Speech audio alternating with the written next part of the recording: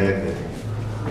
Eu estou muito feliz e vou voltar para minha casa amanhã, radiante, porque eu conheci pessoas abençoadas, amigas, e repito o que eu disse ontem, eu me sinto em casa. Quero estender meus agradecimentos ao pastor Jaime Foriati e a sua digna esposa, Leila, a Nayara, Ana Evelyn, espero que tenha falado certo o nome, a língua não deixa falar dela. E o Jaiminho. O Jaiminho, atrapalhei ele esse final de semana. Tirei ele do quarto dele. Agradecer a esta família por ter se privado da sua intimidade, da sua privacidade e nos permitido estar ali e nos trataram como verdadeiros príncipes de Jeová. Eu agradeço a vossa bondade, a vossa amizade, meu pastor Jaime, Deus abençoe. Continuo sendo seu devedor. Agradecer aqui ao pastor Lailton. Esse homem é o homem de Deus, né? Eu conheci ele lá em Minas, conversei por uns 20 minutos com outros irmãos, mas eu me apaixonei pelo Senhor. Paixão de crente, irmãos em Cristo. Que é um homem amável, simpático, carismático, que nos recebe tão bem e faz com que nós nos sentimos em casa. Deus abençoe, pastor, que Deus continue abençoando a tua vida, a sua casa, o seu ministério, prosperando o Senhor no seu trabalho, enfim, em todos os aspectos da sua vida. Louvar a Deus pela vida de cada um dos obreiros.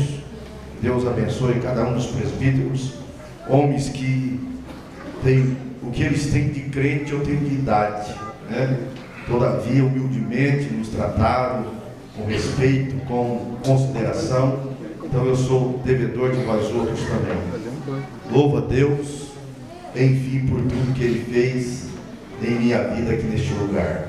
Eu estou sendo abençoado.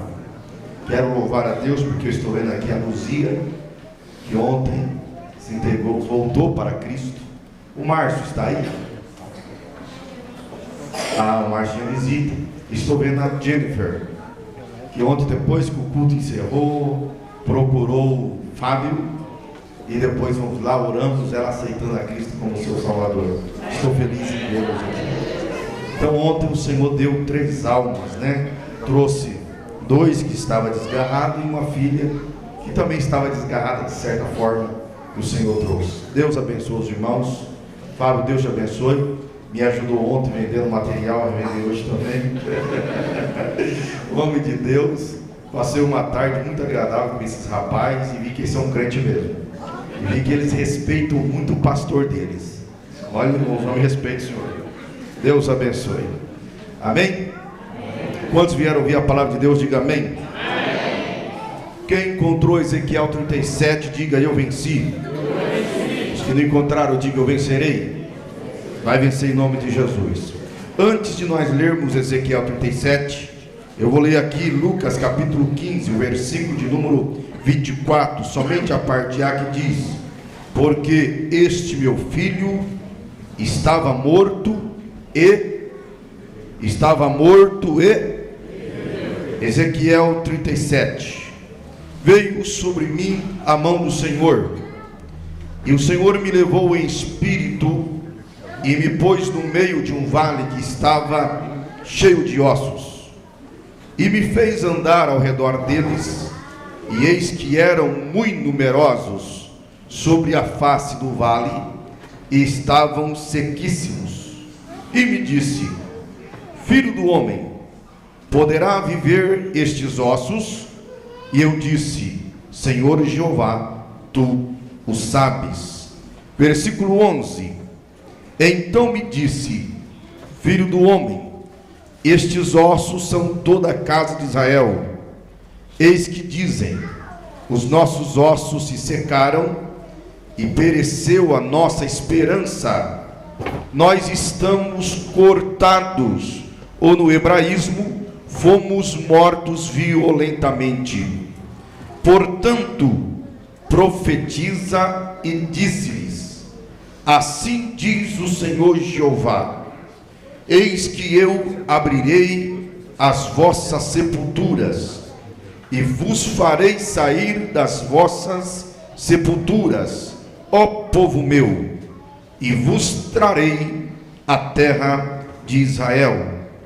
E sabereis que eu sou o Senhor, quando eu abrir as vossas sepulturas, e vos fizer sair das vossas sepulturas, ó povo meu, e porei em vós o meu espírito, e vivereis, e vos porei na vossa terra, e sabereis que eu, o Senhor, disse isso e o fiz, diz o Senhor.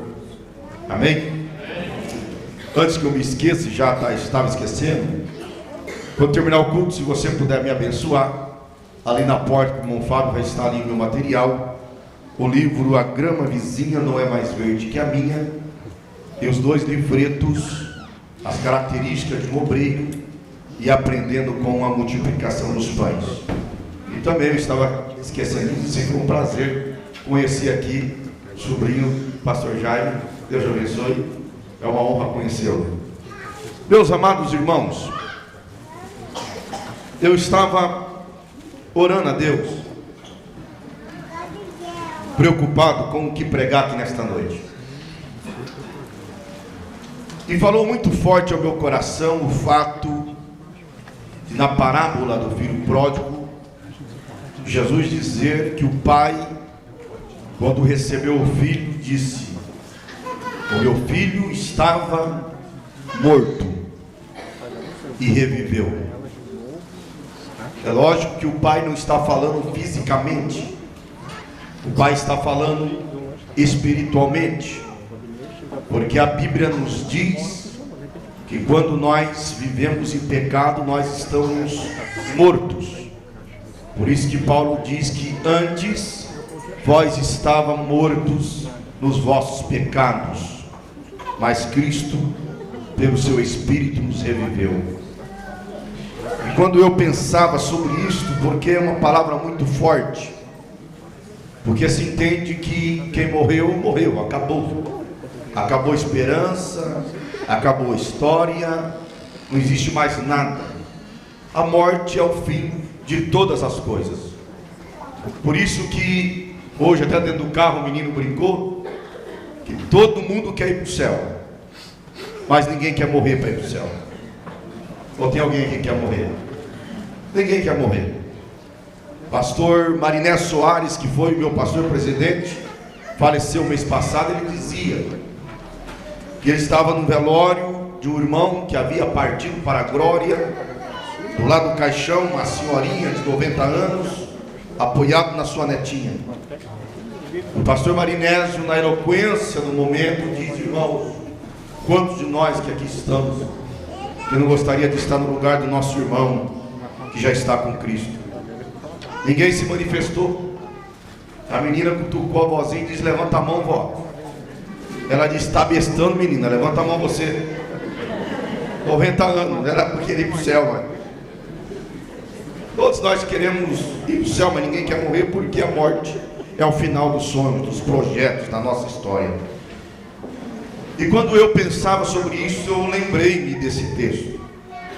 E eu quero pedir a paciência dos irmãos, os irmãos que estavam aqui na sexta-feira, porque eu vou trazer à memória algumas coisas que eu disse na sexta, para que então nós tenhamos uma compreensão do texto que nós acabamos de ler. Eu disse aqui na sexta, e todos os irmãos conhecem a história de Abraão, quando Deus o chamou lá em Ur dos Caldeus e fez a ele 3 promessas, não é isso? Uma promessa pessoal, uma promessa nacional e uma promessa universal. Ele diz: eu engrandecerei o teu nome, promessa pessoal. Far-te-ei uma nação, promessa nacional. E em ti serão benditas todas as nações da terra, promessa universal. Abraão, ele saiu da sua terra crendo nesta promessa. Ele tinha 75 anos de idade, casado com Sara com 65 anos de idade, e Sara era estéril. Abraão, ele foi a princípio para Harã, e depois então para a terra prometida. E ele começou a peregrinar na terra que Deus lhe prometeu. O tempo foi passando, e passou exatos 10 anos. Abraão estava com 85 anos. Ele tinha acabado de chegar de uma guerra dos 4 reis contra si, em que ele foi para libertar o seu sobrinho Ló, que havia sido levado cativo. E ele não recebeu despojo, ele não quis despojo da guerra, antes devolveu os bens aos seus verdadeiros donos, e a parte que lhe cabia, diz a Bíblia, que ele deu de dízimo a Melquisedeque. De modo que todos que foram na guerra com ele estavam mais 318 homens. Todos esses homens receberam a recompensa, mas Abraão não recebeu e não quis a recompensa. Mas quando se inicia o capítulo 15, ele está dentro da sua tenda falando com Deus, que todos haviam recebido recompensa e ele não. E ele começa a falar do filho que ele não tem, e da necessidade dele colocar o seu servo, nascido na sua casa, como seu herdeiro. E quando ele está orando a Deus, falando isso para Deus, que ele vai pôr o seu servo como seu herdeiro, porque naquela época já tinha os códigos de Hammurabi, que se diz que é o fundador dos caldeus. Havia já o código de lei criado por este grande rei Hammurabi, e que dizia nos códigos de Hammurabi que o homem que não tivesse filho, ele poderia pegar um servo nascido da sua casa e adotá-lo e fazer dele o seu herdeiro, e este servo já não seria mais servo, seria filho, e ele levaria o nome do seu senhor como um pai. Abraão então ele está usando, ou está lançando mão daquilo que é lógico, daquilo que é usual, daquilo que é jurídico. Ele vai adotar o servo, e o servo será o seu herdeiro. Mas Deus havia prometido que os herdeiros de Abraão viria dele com Sara. Então quando ele está orando, a Bíblia diz que Deus levou Abraão para fora. Não foi Abraão que foi andando, foi Deus quem levou Abraão para fora da tenda, e diz: olha para o céu e conta as estrelas, se tu podes contar. Ora, até hoje, com toda a tecnologia que existe, o homem não pode afirmar a quantidade de estrelas que tem no céu. Abraão poderia contar as estrelas? Não poderia. Nós não sabemos, a ciência não sabe, mas Deus sabe, porque diz que Ele conhece cada uma e a chama pelo nome. Deus diz: assim será a tua descendência. Abraão creu nesta palavra, mas há momentos que a fé precisa de um sinal. E Abraão diz para Deus: como eu saberei que o que o Senhor acabou de me falar, o Senhor vai fazer? Deus chama Abraão então para um pacto de sangue. O pacto de sangue, se pegava alguns animais, e Deus pede para Abraão uma bezerra de 3 anos, uma cabra de 3 anos, e um cordeiro de 3 anos, uma pomba e uma rolinha. E Deus diz: corta os animais pelo meio. Se cortava os animais de ponta a ponta no meio, de modo que se tornava 2 partes. Pegava uma parte e colocava à esquerda, a outra parte à direita, tornando ou fazendo um caminho entre as 2 partes. E Abraão então foi, cortou os animais, a bezerra, a cabra, o cordeiro, mas a pombinha e a rolinha, as aves, ele não cortou ao meio. Colocou a pombinha à direita e a rolinha à esquerda. Aquilo era um pacto de sangue. ambas pessoas que estavam fazendo o pacto, eles tinham que pegar um na mão do outro, de modo que um passava primeiro pelo meio dos animais e o outro por fora, e depois aquele que passou por fora passava por dentro pelo meio dos animais, e o que havia passado por dentro agora passava por fora, e ambos falavam estas palavras quando passava no meio dos animais: assim como foi feito com esses animais, faça-se comigo, se eu não cumprir com a minha parte no acordo. Mas Deus conhece o homem, e Deus conhece Abraão. Deus sabia que Abraão não poderia passar pelo meio daqueles animais, porque se ele passasse, Deus teria que matá-lo, porque ele é homem, o homem é falível, o homem é falho, o homem não consegue cumprir com aquilo que promete. Mas Deus, Deus é Deus, aquilo que ele fala ele cumpre, aquilo que ele promete ele faz. E na hora que foi para Abraão passar, a Bíblia diz que Deus põe um sono em Abraão, e quando Abraão está fechando os seus olhos, ele contempla quando uma coluna de fumaça e uma tocha de fogo passa pelo meio daqueles animais. Deus diz: Abraão, você não vai passar, mas eu vou passar, porque eu sou poderoso para cumprir o que eu prometo. Deus então fez um pacto de sangue com Abraão. A partir daquele dia, Abraão não questionou mais a Deus. E o tempo se passou, até que Abraão estava com 99 anos de idade, Sara com 89 anos, já indo para 90, ainda estéril.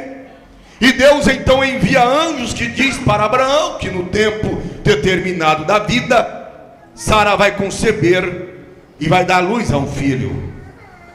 No prazo determinado de 9 meses, quando Abraão já está com 100 anos e Sara com 90 anos, a Bíblia diz que nasce Isaque. Então nasceu a primeira descendência de Abraão. De Isaque vieram Esaú e Jacó, não é isso? E de Jacó veio os 12 patriarcas das 12 tribos de Israel, porque a nação de Israel é uma constituição de 12 tribos. E esses 12 patriarcas, com o seu pai Jacó, ou melhor 11, porque José já estava no Egito, esses 11 patriarcas com Jacó, no total com seus filhos e mulheres, no total de 70 almas, desce para o Egito. Eles vão ficar ali 40 anos, 400 anos, melhor dizendo, no Egito. Ali em 400 anos eles vão sair de 70 almas para mais de 1.600.000 pessoas. Em 400 anos Deus faz com que aquela pequena colônia se transforme numa grande nação. Mas eles não estavam na terra que Deus lhe prometeu, eles estão no Egito. Então Deus vai levantar Moisés da tribo de Levi para tirar o seu povo do Egito e conduzi-los para a terra prometida. É o que Moisés vai fazer. E após 10 pragas enviadas por Deus sobre o Egito, Faraó permite que Israel, que os filhos de Israel saiam então do Egito, e eles vão peregrinar 40 anos no deserto. Glória a Deus. Após 40 anos, Deus recolhe Moisés, e Moisés põe antes dele morrer Josué como seu sucessor. E a Bíblia diz que então Josué atravessa o Jordão, entra para dentro da terra prometida e começa a conquistar a terra. Mas antes que a terra fosse toda ela conquistada, antes que o povo pudesse estar unido em torno de um nome, Josué morreu e não deixou um sucessor. E porque não havia rei em Israel, a Bíblia diz que cada um vai fazer o que bem parece aos seus olhos. Eles vão se corromper. Esse período de apostasia e de reavivamento e apostasia é conhecido como período dos juízes. que compreende do ano de 1380 até o ano de 1050, tendo Otoniel e demais juízes, e sendo o último juiz Samuel. É quando a nação pede para ser não um reino teocrático em que Deus reina, mas uma monarquia. Eles querem um rei. Deus então lhes dá um rei, Saul. Mas Saul é um rei segundo o coração dos homens, desobediente, obstinado, perseguidor, matador de sacerdote.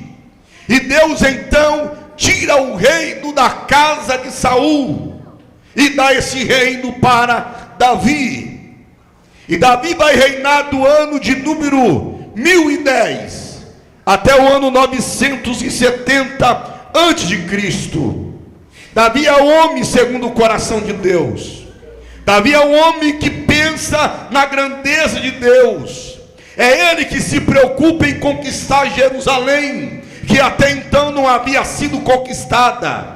É ele quem traz a arca da aliança, que até então estava na casa de Obed-edom. Ele traz para o meio da nação de Israel, em Jerusalém. Ele quer construir um templo, Deus não permite que ele construa. E Deus fala: o teu filho Salomão é quem vai construir.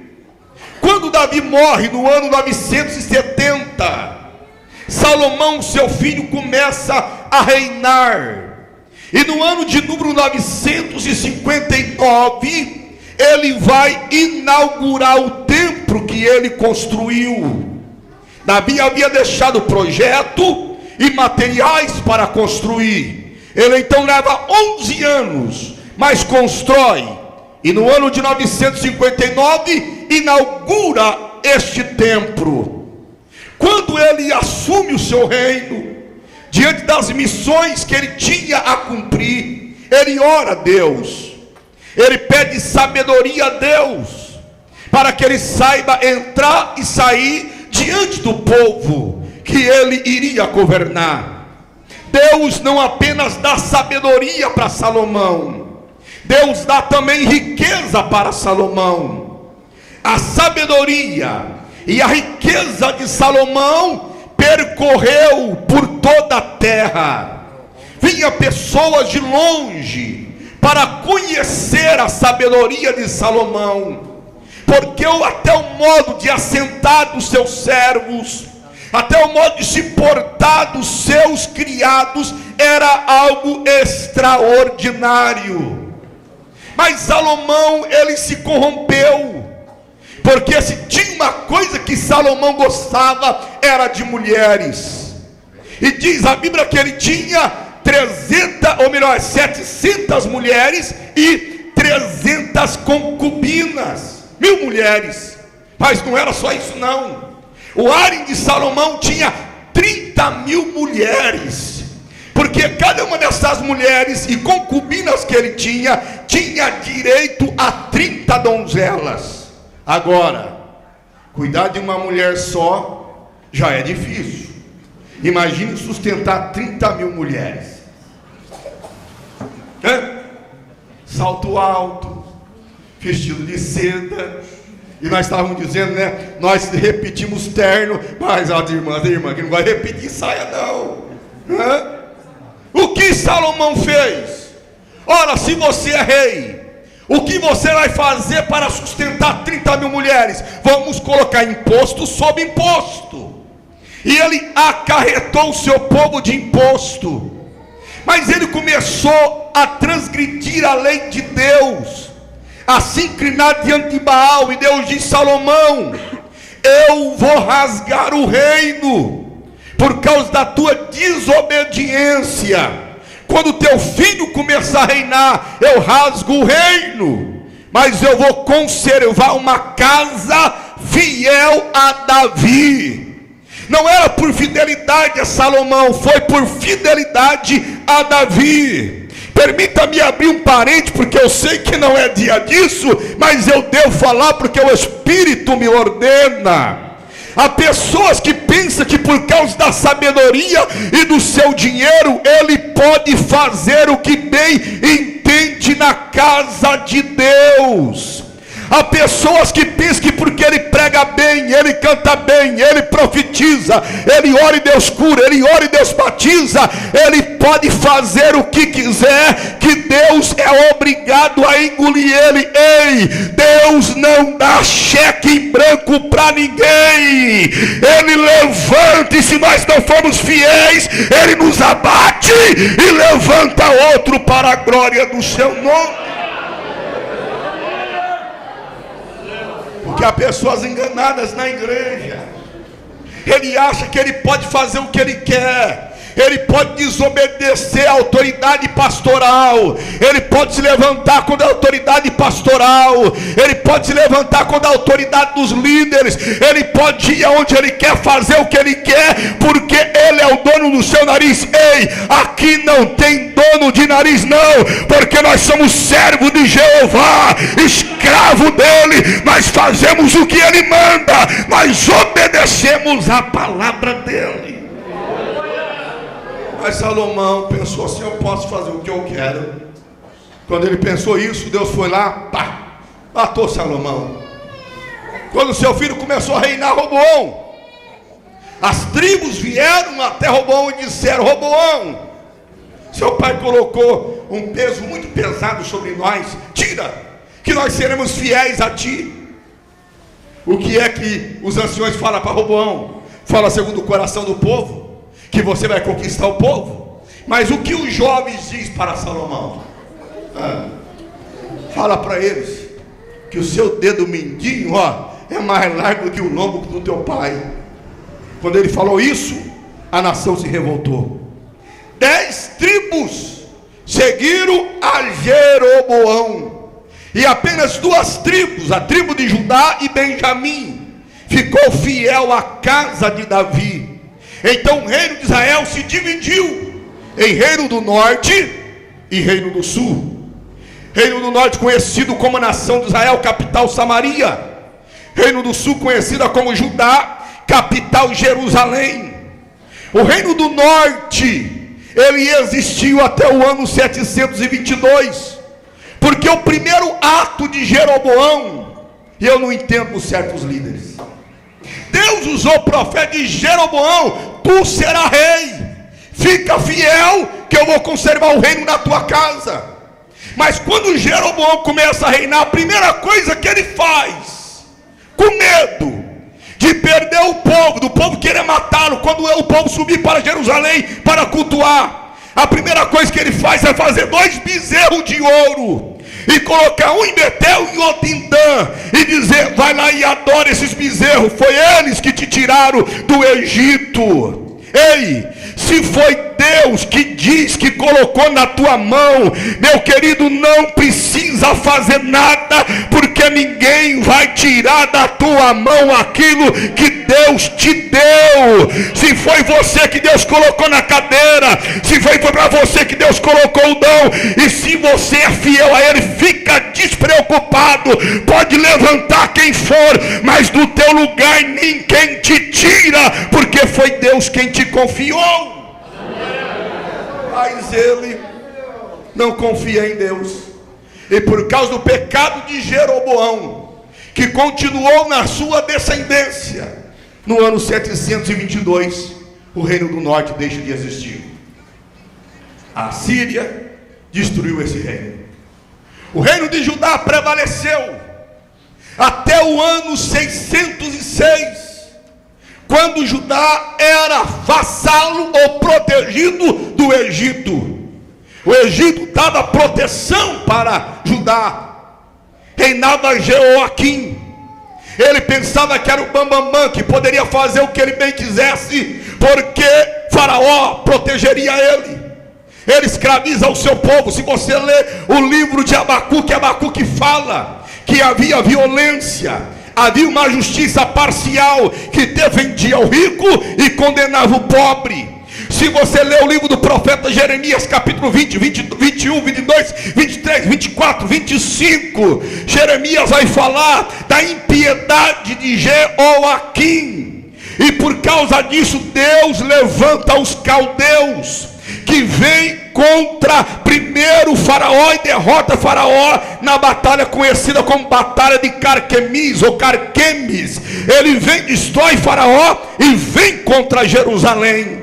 E diz a Bíblia que ele vai sitiar Jerusalém, conquistar Jerusalém. E no ano 606 ele começa a deportar os judeus da sua terra para a Babilônia, sendo os primeiros jovens de boa aparência e de formosura que poderia ser cuidado ou treinado para servir no palácio de Nabucodonosor. Mas ele volta no ano 596, e no ano 586 Nabucodonosor destrói tudo em Jerusalém. Destrói os templos, destrói os muros, queima as portas, mata os anciões. Flávio Josefo, historiador, vai dizer que ele cortava, os seus soldados cortavam a barriga das mulheres grávidas ao meio, e os fetos caíam pelo chão.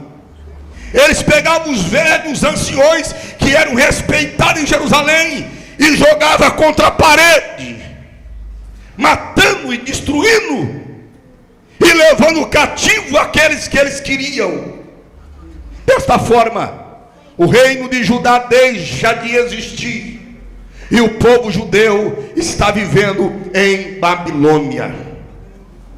Babilônia é uma terra plana, é uma cidade cercada por duas muralhas, uma muralha exterior e uma muralha interior. E entre as duas muralhas corria as águas do rio Eufrates, que cortava a cidade pelo meio. Não tinha como ninguém entrar naquela cidade, a não ser que fosse pela porta. E não tinha como sair daquela cidade, a não ser pelas portas. E o povo está cativo em Babilônia, por causa dos seus pecados, por causa das suas falhas, por causa das suas transgressões. Esse povo foi levado cativo. Agora eles não estão em Jerusalém, eles não têm mais templo, porque somente em Jerusalém, no templo do Deus vivo, é que poderia se cultuar. E só havia um lugar aonde poderia edificar o templo, que era em Jerusalém, no monte de frente para o Monte das Oliveiras. Agora eles não podem mais cantar. Se você ler o Salmo 137, o salmista diz, depois que voltou para Jerusalém, ele lembra do passado e canta: junto aos rios de Babilônia nós assentávamos e chorávamos, lembrando de Sião, e no salgueiro que é no meio dela pendurávamos as nossas harpas. Aqueles que nos destruíam pediam que nós cantássemos, e aqueles que nos levaram cativos pediam que nós os alegrássemos, dizendo: cantai-nos um dos cânticos de Sião. Mas como entoaremos o cântico do Senhor em terra estranha? Se eu me esquecer de ti, ó Jerusalém, que se resseque a minha mão direita, e que se apegue o meu paladar ao céu da boca, se eu não lembrar de ti, se não te preferir, Jerusalém, a minha maior alegria. Eles estavam em cativeiro, em tristeza e angústia. Eles estavam olhando para trás aquilo que eles tinham vivido, e agora a escassez espiritual que eles viviam, porque não tinha Deus, não tinha o templo, não tinha sacerdote, não tinha sacrifício.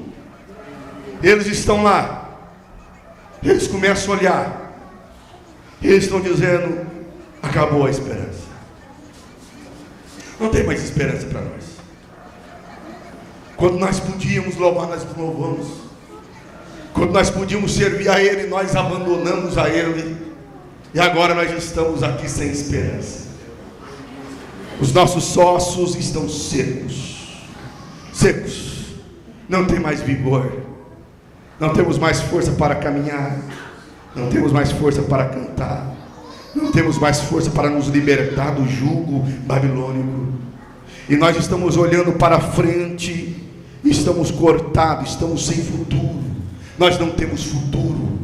Esta palavra cortado no hebraico é morrer sem deixar descendência, ser morto violentamente sem deixar descendência. Eles estão olhando, dizendo: aonde vai parar? Nós não vamos voltar para a terra, não tem uma luz no final do túnel. Mas quando eles estão nessa lamúria, nesse choro, Deus levanta o profeta Ezequiel. E Deus leva o profeta Ezequiel para um vale de ossos secos. Em algum ponto no mundo espiritual, Deus leva Ezequiel e diz: Ezequiel, ande ao redor desses ossos, vê todos esses ossos. A Bíblia então vai dizer que Ezequiel, ele vai dar uma volta ao redor dos ossos. E ele contempla ossos secos, todos espalhados sobre a face daquele vale. E Deus faz uma pergunta para Ezequiel: Ezequiel, poderá viver estes ossos? Ezequiel então ele olha para si. Ele sabe que humanamente é impossível aqueles ossos voltar a viver. Mas ele também sabe que Deus é o Todo-Poderoso.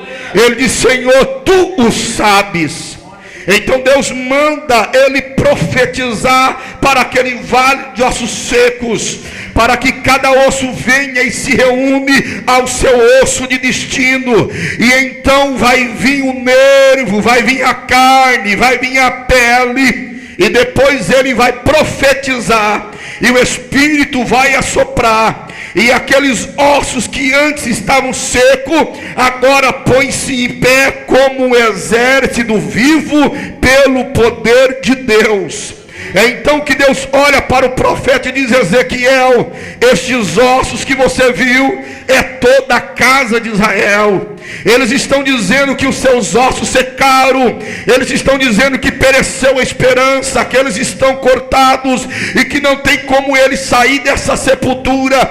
Mas você vai profetizar para eles, Ezequiel, e vai dizer para eles que eu, Senhor, abrirei a sepultura, eu os tirarei de lá e voltarei a dar vida para eles, e vou levar eles de volta para a terra de onde eles saíram.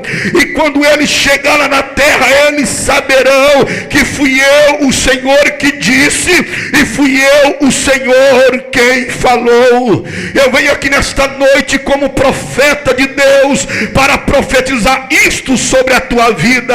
Quem sabe, meu irmão, meu amigo, você entrou aqui nesta noite, você está como vale de ossos secos, você acha que não tem mais esperança para você, para o teu problema, para a tua enfermidade, para a situação em que você está vivendo. E quem sabe você está olhando e vivendo do passado, lembrando do passado, mas quando você olha para frente, você não vê futuro para a tua vida. Mas como profeta de Deus, eu vou profetizar sobre a tua vida nesta noite, que o Espírito Santo vai assoprar, e aonde quer que você esteja, a sepultura será aberta. E quando a sepultura se abrir, o Espírito vai entrar dentro de você, e aquilo que ele prometeu na tua vida vai se cumprir, e aquilo que não tinha mais esperança, ele trará o renovo para a tua vida. O livro de Jó, capítulo 14, diz que há esperança para a árvore cortada, e ao cheiro das águas ela voltará a brotar. Eu não te conheço, eu não sei qual é a tua vida, qual é a tua situação, mas eu creio no Deus que eu prego e no poder dele. E a Bíblia diz que há um rio cujas correntes alegra a cidade do Deus vivo.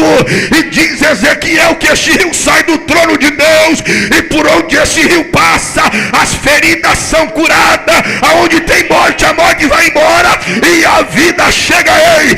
Em nome de Jesus, se você pode, levante a tua mão agora, que eu quero profetizar sobre a tua vida, que a água do rio da vida vai vir sobre a tua vida, e a morte vai embora, a enfermidade vai embora, e a cura chegará sobre você. Pastor, mas como eu saberei que Deus vai fazer isso? Primeiro, porque ele fez um pacto de sangue com a humanidade. com Abraão. Ele fez um pacto de sangue matando uma bezerra, uma cabra, um cordeiro. Mas com a humanidade, ele fez um pacto de sangue, matando o Cordeiro de Deus, o Filho, Jesus Cristo. E não há morte que resista o poder do sangue de Cristo Jesus.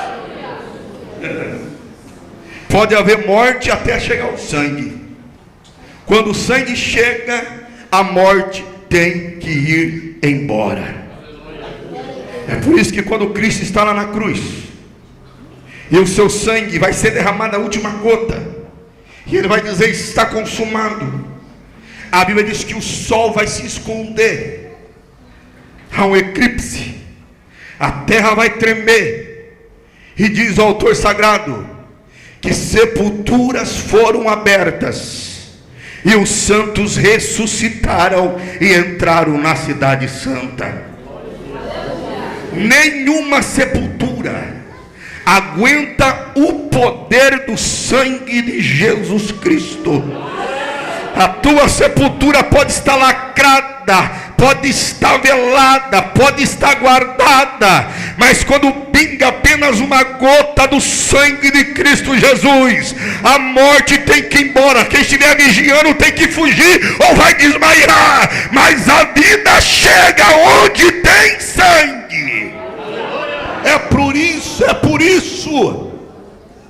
que quando Israel está no Egito, e Deus vai tirar o povo, e o anjo da morte vai passar meia-noite, ele diz: ponha sangue na verga e nos umbrais da porta, porque aonde tiver sangue, ali o anjo da morte passa, mas ali não pega ninguém.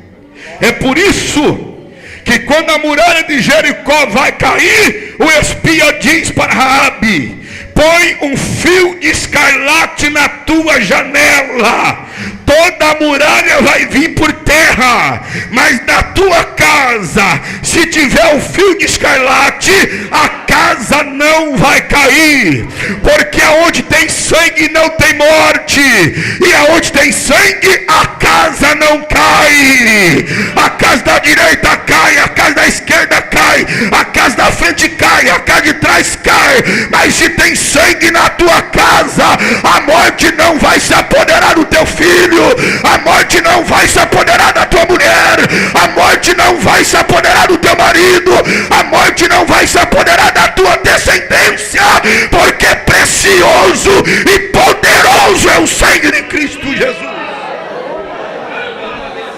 Tem sangue aí? Tem sangue aí? Tem sangue aí? Se não tiver sangue, manda ele mandar sangue sobre a tua cabeça. Oh, chore de canta, sorianda, chore me cai. Eu quero profetizar que Satanás vai fugir daqui nesta noite. O inferno vai trancar suas portas, mas a tua sepultura será aberta pelo poder do sangue de Cristo.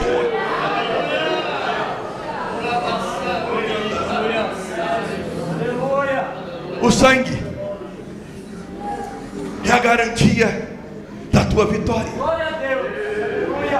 É a garantia que aí na tua casa, aí não vai ter morte, porque o Espírito da vida, a vida que está no sangue, ele vai chegar até a tua casa.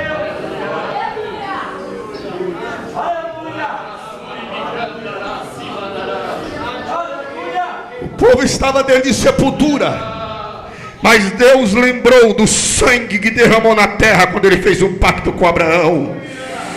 Ele diz: por amor a Abraão, por amor ao pacto que eu fiz, o meu povo não vai permanecer lá não.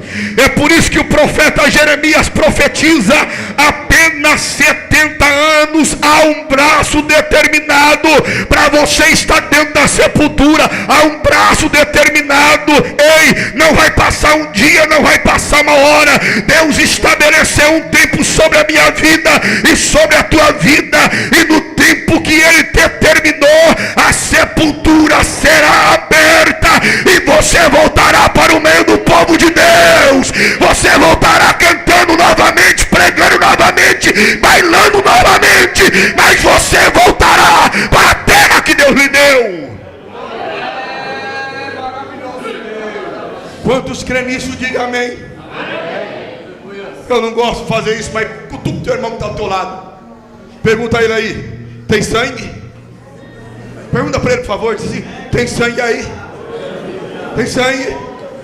Porque se não tiver, o homem da mão furada está passando por aqui. Ele está passando por aqui, e da sua mão verte sangue purificador, sangue santificador, sangue reconciliador, sangue, sangue, sangue, sangue. Se não tem, receba em nome de Jesus o sangue do Cordeiro sobre a tua vida.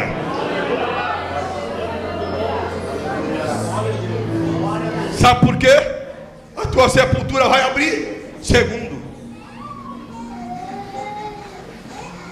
porque a palavra de Deus é poderosa. Quem falou para Abraão? Foi homem?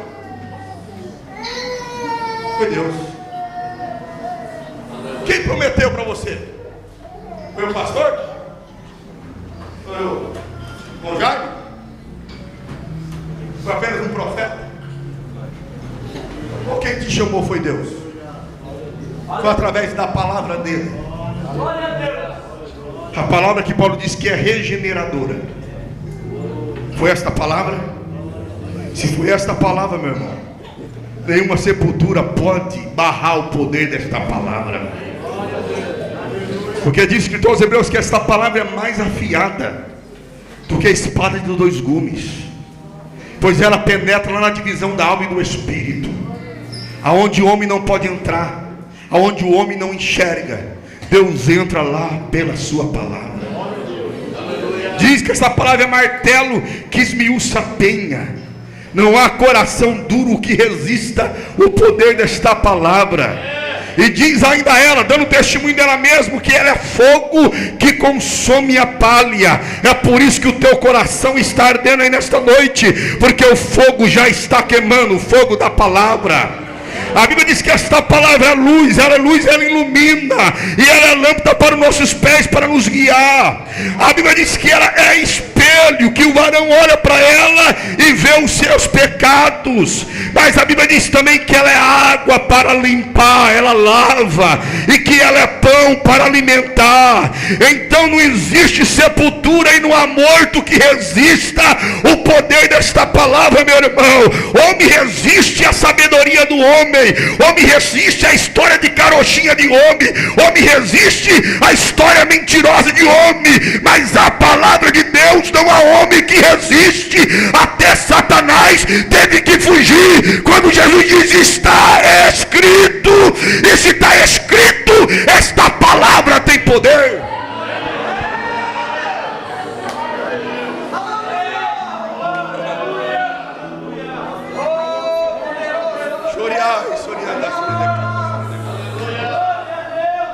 Eu não estou pregando aqui a minha história, eu não estou pregando a minha palavra, eu estou verbalizando a palavra de Deus. E eu creio nesta palavra.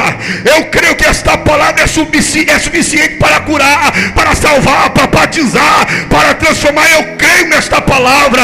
Meu querido, se foi Deus que deu a palavra para você, fique tranquilo, minha amada. Aquilo que Deus lhe prometeu, Ele vai cumprir. Porque diz que Deus deu-me para que mente, nem filho do homem para que se arrependa. Porventura falaria ele e não faria, prometeria e não cumpriria. Diz a Bíblia que seca-se a erva e murcha a flor, mas a palavra de Deus subsiste para todo sempre. Passa o céu e passa a terra, mas a palavra dele permanecerá. É nessa palavra que você crê?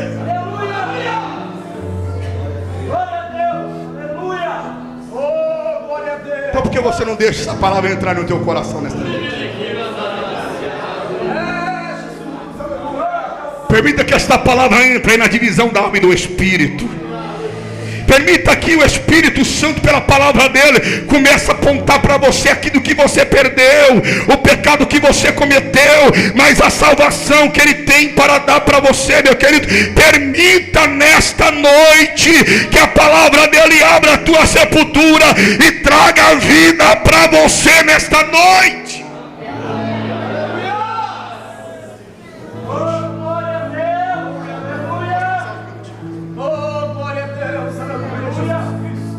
Sabe por que a tua sepultura vai abrir? Porque não existe sepultura que resiste o poder de Deus. Ele diz: eles vão voltar. Eles vão voltar. Não vai ficar em Babilônia, não. Eles vão voltar. E eles saberão que fui eu quem falei e fiz. Fui eu. Você não vai ficar em Babilônia de jeito nenhum. Porque o poder de Deus vai trazer você de volta para a terra prometida. E quando Deus quer operar, ninguém pode impedir o operar de Deus. Quando Deus determina, nada pode impedir ele de trabalhar. É por isso que ele diz: operando eu, quem impedirá? É por isso que Jó diz: eu sei que tu tudo podes, e nenhum dos teus planos podem ser impedidos. Quando ele quer operar, ele chama um velho de 480 anos para construir uma arca que levaria 120 anos. Quando ele quer operar, ele chama um velho para ser pai de uma nação. Quando ele quer operar, ele abre o mar vermelho e o povo atravessa em terra seca. Quando ele quer operar, ele chama condenado à morte para ser libertador de um povo. Quando ele quer operar, ele tira a água da rocha, ele transforma a água amarga em água doce, ele manda pão em pleno deserto do céu. Quando ele quer operar, ele inventa o ar-condicionado no deserto, e o povo anda há 40 anos sem sentir calor, porque a nuvem de glória refrigerava o povo. Deus cria também o aquecedor divino, e durante 40 anos o povo atravessa o deserto, que a temperatura à noite cai abaixo de zero, mas a coluna de fogo aquecia o povo. Quando ele quer operar, ele manda codornizes no deserto. Quando ele quer operar, ele abre o deserto e faz os inimigos do povo de Deus ser engolido. Quando ele quer operar, ele faz com que uma vara de amendoeira seca plantada na areia, no outro dia em 24 horas ela dá folhas e fruto. Quando ele quer operar, ele multiplica a farinha da panela e o azeite na botija. Quando ele quer operar, profeta põe sal lá na água amarga e a água se transforma em água doce. Quando ele quer operar, profeta deita sobre menino e menino morto ressuscita. Quando ele quer operar, homem toca no osso de um profeta morto e esse homem volta a viver. Quando ele quer operar, aleluia, ele manda o cego enxergar e o cego vê. Ele cuspe e coloca barro no olho do cego e o cego também vê. Quando ele quer operar, ele ressuscita morto de 4 dias. Quando ele quer operar, ele gospe na boca do mundo e o mundo começa a dar glória a Deus. Quando ele quer operar, ele quebra correias e cadeia, mas ele liberta aquele que ele quer.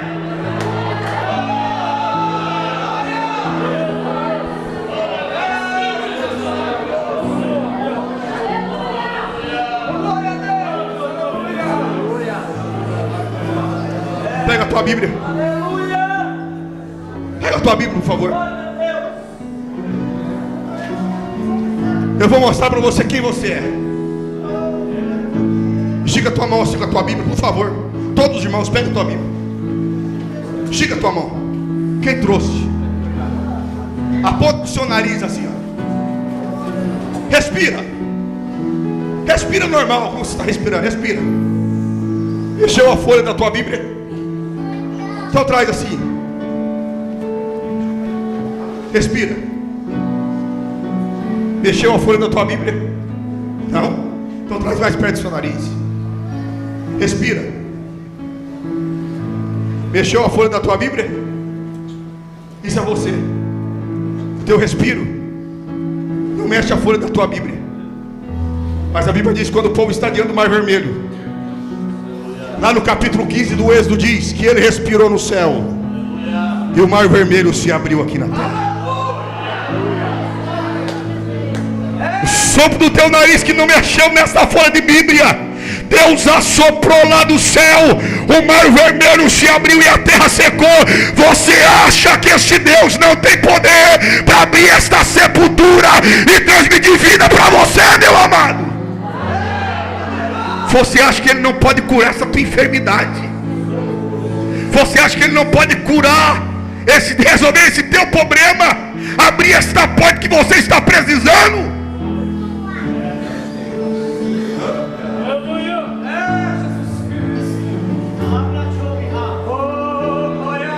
Eu creio num Deus grande, um Deus que diz que o céu é o seu trono, a terra onde Ele apoia os seus pés, um Deus que diz que Ele mediu os mares na concha das suas mãos, que Ele chama as estrelas, cada uma delas pelo nome, e que as nuvens são poeira dos seus pés. Eu creio nesse Deus. É por isso que o filho pródigo estava morto. O pai diz: ele estava morto, mas reviveu. Porque não há morte que resista ao poder de Deus. Fique em pé em nome de Jesus.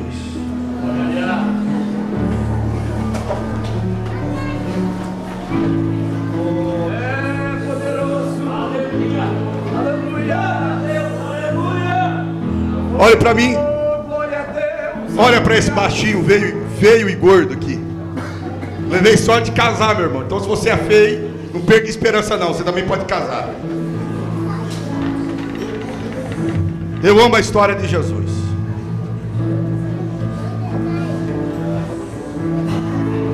Quem sabe as pessoas olham para você e dizem: esse morreu, e para esse não tem mais jeito. E quem sabe até os teus irmãos, amigos, que olha para você e diz assim: esse daí não sai mais não, esse não tem mais jeito para ele. Eu lembro de Jesus, pastor Lailton, porque Jesus falou assim que no terceiro dia ressuscitaria. Aí os fariseus chegaram para Pilatos e diz: olha, aquele embusteiro, enquanto vivo, ele disse que no terceiro dia ressuscitaria. Então eu vou pedir para você mandar 2 guardas, então o seu anel, Pilatos, para pôr 2 guardas, um de cada lado da pedra da sepultura de Jesus, e para nós colocarmos ali a marca do teu anel, para que ninguém tire Jesus de lá, e para que ele também não saia de lá. Pilatos diz: tá aí os guardas, leva eles, está aqui meu anel. Colocaram um guarda à direita, à esquerda, outro à direita, passaram cera na pedra, a marca do anel. Pronto. Eles falaram assim: eu quero ver se Jesus sair daí. Mas quando cumpriu o terceiro dia, o que aconteceu? Um anjo desce do céu, há um terremoto na terra, a pedra que estava na boca da sepultura é rolada, e Jesus já não está mais lá. Ele ressuscitou. Mas sabe o que eu amo nesse texto bíblico? É que a pedra não foi rolada para Jesus sair de lá. Não. Jesus não precisava mais disso. O corpo dele já estava transformado. Ele já não estava preso mais à matéria. É por isso que ele se apresenta na sala da casa onde estão os discípulos, sendo que as portas estão fechadas, porque ele já atravessa a parede. No primeiro milésimo de segundo, terceiro dia, Jesus ressuscitou. O anjo foi lá apenas para rolar pedra, para mostrar que Jesus já não estava mais lá. Sim ou não? Então peraí, Então quer dizer que os guardas estavam vigiando sepultura vazia. Primeiro milésimo de segundo, Jesus já não estava mais lá, mas os guardas estão lá vigiando. Tá aí, você não sai. Tá. Jesus já não estava mais lá. A pedra foi rolada apenas para mostrar e para que nós soubéssemos que o nosso Cristo ressuscitou. Ele está vivo. Sabe o que eu quero dizer para você? Que tem pessoas vigiando sepultura vazia. Eles estão pensando que você está lá morto, sepultado, só está os ossos. Mas Deus está dizendo: oh, inocente eles, hein? Estão vigiando sepultura vazia, porque o meu filho já não está mais lá não. Eu apenas ainda não abri a sepultura, mas eu vou abrir a sepultura para que todos saibam que ele ressuscitou. Você veio aqui nesta noite porque o Espírito lhe trouxe. Quem sabe você está com aquele ossos secos que foram mortos de modo violento. Quem sabe a tua morte espiritual se deu de modo violento, através de navalhas que são as línguas de alguns. E por causa de alguns que te maltrataram, te perseguiram, te violentaram com palavras, você afastou da casa do Pai. Mas nesta noite o Pai está aqui dizendo: ei, o meu sangue, a minha palavra e o meu poder vai abrir a tua sepultura e vai te restaurar. Eu quero perguntar aqui nesta noite, pelo poder do sangue de Cristo, pelo poder da palavra que foi pregada, pelo poder do onipotente, aonde está uma vida que é um filho pródigo, que estava morto, está no passado, porque o Senhor já está te revivando, já te reviveu aqui nesta noite, já renovou a esperança do teu coração. Aonde está uma pessoa que está afastada dos caminhos do Senhor, ou uma pessoa que ainda não é crente, que nesta noite quer voltar para os pés do Mestre, quer voltar para a terra prometida, quer voltar para a casa do Pai? Levante a tua mão. Eu quero te conhecer. Vem aqui, já tenho a primeira pessoa. A segunda pessoa, cadê a segunda pessoa? Vem mais perto, meu filho. É hora de você sair do teu lugar. O Pai está te esperando. A segunda pessoa, o Senhor está te chamando. Vem aqui à frente em nome de Jesus. Já está vindo a segunda pessoa. Oh, glória a Jesus. Está vindo também a terceira pessoa ali. Cadê a quarta pessoa? Já está vindo com lágrimas. Oh. Em meio à iniquidade, a quarta pessoa, oh filho pródigo, o Pai está te chamando aqui nesta noite. Saia do teu lugar e venha aqui à frente. É este, eu não mereço, mas mesmo assim tu me... Eu estou esperando a quarta pessoa. A quarta pessoa, ei, Deus está abrindo a tua sepultura. Já está vindo ali a quarta pessoa. Aleluia. A quinta pessoa nesta noite. Vem aqui à frente. Vem aqui à frente. Nesta noite a sepultura vai abrir e o Espírito vai te reanivar. Duro como a pedra, mas mesmo assim tu me tocaste. Cadê a quinta pessoa? Estou te esperando. Ei! Os meus lábios, a sepultura já está aberta, meu filho, minha filha. Pode sair. O Senhor está te chamando para fora. Vem, vem. Vem receber o Espírito na tua vida nesta noite. Que amor é este? Eu não entendo, mas mesmo assim tu me tocaste. Que aleluia! é você, meu amado irmão, eu não mereço, você que está enfermo, mas mesmo assim o Senhor nesta noite quer te curar também. Pode sair do teu lugar e vir aqui à frente. Você que crê no batismo com o Espírito Santo e ainda não é batizado, eu quero te chamar também aqui na frente, porque eu sinto o Espírito assoprando sobre nós nesta noite. Mas anjo veio beijar a tua face, e digo sim, pode vir. Chamado. Você que crê que Deus pode tocar na tua vida e te curar nesta noite. Você que perdeu a esperança, mas nesta noite o Espírito vai reavivar a tua esperança em nome de Jesus. Eu estou te esperando aqui. Nós queremos impor as mãos sobre a tua cabeça e ministrar a palavra de Deus sobre a tua vida.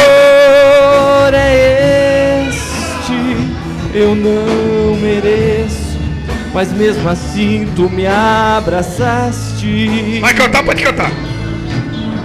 As irmãs estão cantando, o Senhor quer curar aqui nesta noite. Ei, osso seco. É você que não sente mais a presença de Deus. É você que perdeu a esperança. É você que está nessa Babilônia há tanto tempo, cansado, fatigado, mas nesta noite o Espírito, Ele está soprando sobre esta igreja, em nome de Jesus Cristo. Ele quer operar na tua vida nesta noite.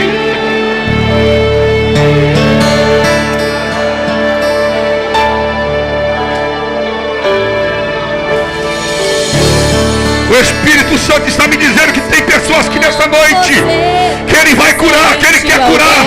Em nome de Jesus, meu querido, eu estou te esperando aqui nesta noite. A tua alma, quando das marcas só restam feridas, quando o amor não é alcançado, quando o mundo te deixa de lado e o coração. A igreja estende as mãos aqui para frente em nome de Jesus. É hora de ter. Levanta a mão de profeta em nome de Jesus. Você que crê no poder sobrenatural de Deus, Chorianda, Soridecanta, Chorianda, Soridecai, começa a clamar a Deus aí agora. Fecha os teus